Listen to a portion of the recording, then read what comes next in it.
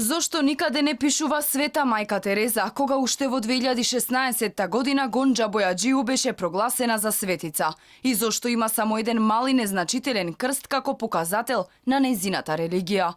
Не стивнуваат бурните реакции за спомен плочата на мајка Тереза. Споменикот беше откриен на нејзината 110 годишнина од раѓањето во центарот на Скопје, на местото каде што и се наоѓала родната куќа. Самата спомен плоча нема ниту идеолошки, ниту суштински концепт, реагираше креаторот на химната за мајка Тереза Дијана Тоска. Според неа на плочата требало да пишува Света мајка Тереза, оти таа уште пред 4 години беше прогласена за светица. Ако видите на другата плоча има крст, идентификација на мајка Тереза. На плочата на албански јазик нејзиниот крст не е поставен и тоа остава многу прашања. Што се крие за тоа? Зошто не е поставен? Кој се плаши од идентитетот или, да не карикирам да кажам, дали ќе се преиначи мајка Тереза во муслиманка? Ова е невиден апсурд.